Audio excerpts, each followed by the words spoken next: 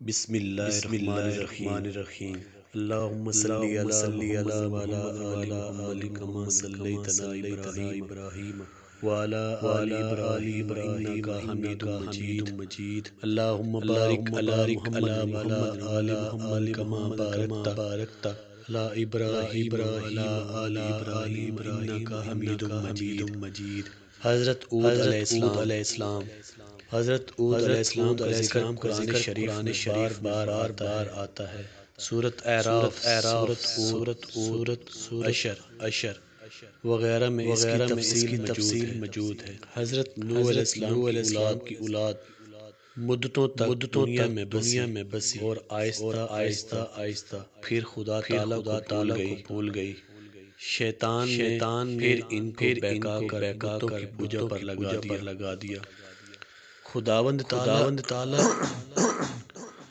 جو اپنے بندوں پر بڑا رحم کرنے والا ہے، اس نے پھر حضرت عود علیہ السلام کو پیغمبر بنا کر ان لوگوں کے پاس بھیجا، اور انہوں نے اپنی قوم سے جو عاد کہلاتی تھی کہا کہ تم خدا ہی کی عبادت کرو، اس کے سوا تمہارا کوئی معبود نہیں ہے۔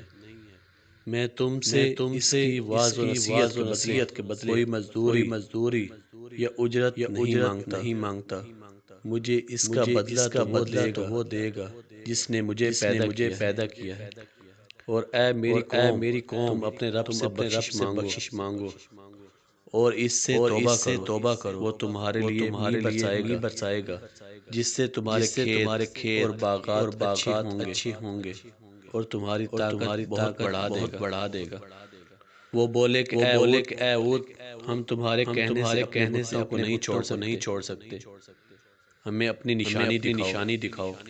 ہم تو یہ سمجھتے ہیں کہ ہمارے بتوں میں سے کسی نے تم پر اسیب کر دیا ہے اور تم دیوانے ہو گئے ہو۔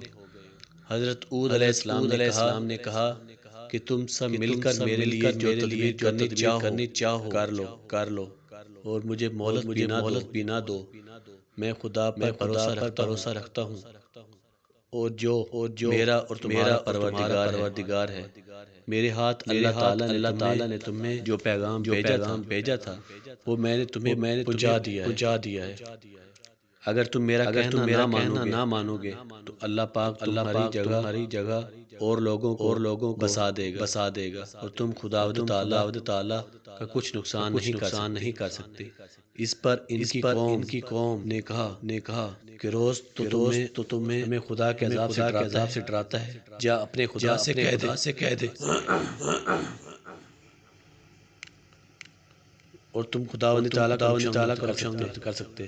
اس پر ان کی قوم نے کہا کہ روز تو ہمیں خدا کے عذاب سے ڈراتا ہے، جا اپنے خدا سے کہہ کہ ہم پر عذاب نازل کر دے، اور اس میں ہرگز دیر نہ کر۔ حضرت عود علیہ السلام جو ایمان لائے تھے وہ غریب اور کمزور تھے، اور جو کافر تھے وہ مالدار اور سردار تھے۔ ان سب نے حضرت عود علیہ السلام کا مذاق اڑایا۔ آسمان پر ایک بادل نمودار ہوا جسے دیکھ کر یہ سمجھے بارش ہونے والی ہے۔ حضرت عود علیہ السلام کو اللہ تعالیٰ نے بتا دیا تھا کہ یہ عذاب ہے، چنانچہ وہ ایماندار لوگوں کو لے کر بستی سے باہر چلے گئے۔ اس بادل کے بعد آندھی آئی جو 8 دن اور 7 رات چلتی رہی، یہاں تک کہ سب کافر مر گئے اور نیست و نبود ہو گئے۔